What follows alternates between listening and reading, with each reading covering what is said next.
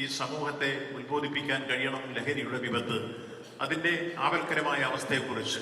സമൂഹത്തിൽ അങ്ങനെ വരുന്നവരെ കൃത്യമായി നമുക്ക് അടയാളപ്പെടുത്തി അവരെ അതിൽ മോചിപ്പിക്കാൻ കൗൺസിലിംഗ് അടക്കം കൊടുത്ത് മുന്നോട്ട് കൊണ്ടുവരുന്ന ഏറ്റവും ദീർഘവീക്ഷവും ഭാവനാസമ്പന്നവുമായ പ്രവർത്തനങ്ങൾക്കാണ് ഗവൺമെന്റ് രൂപവും ഭാവവും നൽകിയിരിക്കുന്നത്. അതിൽ കക്ഷി, രാഷ്ട്രീയ, ജാതി, മത, വർഗ, വർണ്ണ വ്യത്യാസമില്ലാതെ എല്ലാവരെയും യോജിപ്പിച്ചുകൊണ്ട് നടത്തുക എന്നുള്ള പ്രവർത്തനമാണ്. അതിനെ പല രൂപത്തിൽ വിവാദങ്ങൾക്ക് വിധേയമാക്കാൻ മുന്നോട്ട് വരുന്നവരോടെല്ലാം ഗവൺമെന്റിന് പറയാനുള്ളത്, ഇപ്പോൾ സുംബ ഡാൻസ് നടത്തിയാൽ കുട്ടികൾക്കുണ്ടാകുന്ന മാനസികവും കായികവുമായ ഒരു ഉണർവുണ്ട്. ആ ഉണർവാണ് ഇപ്പൊ ഇവിടെ കാണാൻ പോകുന്നത്. നമ്മുടെ കുട്ടികളെല്ലാം അതിനുവേണ്ടി തയ്യാറെടുത്ത് ഊർജ്ജസ്വലരായി മുന്നോട്ട് വന്നു കഴിഞ്ഞിരിക്കുകയാണ്. നമ്മുടെ മുമ്പിൽ ആ കുട്ടികളിൽ ഉണ്ടാകുന്ന മാനസികമായ ഉന്മേഷവും കായികമായ ഉണർവും നിശ്ചയമായും നാളുകളിൽ അവരുടെ പൊതുജീവിതത്തിൽ പ്രതിഫലിക്കുന്ന ഘടകമാണെന്നുള്ള കാര്യത്തിൽ സംശയമില്ല.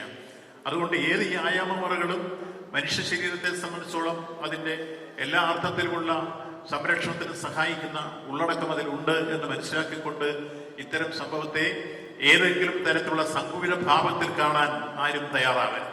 വിപുലവും വിശാലവുമായ അർത്ഥത്തിൽ ഈ സംഭവത്തെ എടുക്കണം. ലഹരിക്കെതിരായി നിലപാടെടുക്കാൻ കഴിയുന്നവർക്കെല്ലാം സുംബ ഡാൻസിനെയും അംഗീകരിക്കാൻ കഴിയുമെന്ന കാര്യത്തിൽ സംശയം വേണ്ട. ആ നിലയിൽ നമ്മുടെ സംസ്ഥാനത്ത് ഈ കാര്യത്തിൽ സംസ്ഥാന ഗവൺമെന്റ് എടുത്ത ശിഷ്യ വിദ്യാഭ്യാസ വകുപ്പ് എടുത്ത ഏറ്റവും പ്രത്യേകമായ ഈ ക്യാമ്പയിൻ അതിന്റെ പൂർണ്ണാർത്ഥത്തിലും ലക്ഷ്യത്തിലും എത്തിക്കാൻ വേണ്ടി ഇന്ന് വിദ്യാഭ്യാസ വകുപ്പിനോടൊപ്പം നമ്മുടെ എല്ലാ വകുപ്പുകളും കൂടി ചേർന്ന് സമൂഹമാകെ ഉണർന്നും ഉയർത്തെഴുന്നേറ്റുകൊണ്ട് മുന്നോട്ട് വന്ന് ലഹരിക്കെതിരായിട്ടുള്ള പോരാട്ടത്തിൽ ഭാഗവാക്കാകുകയാണ്. അല്ലെങ്കിൽ അവരെല്ലാം ചേർന്ന് കൂട്ടായ ഒരു പരിശ്രമത്തിലേക്ക് വരികയാണ്.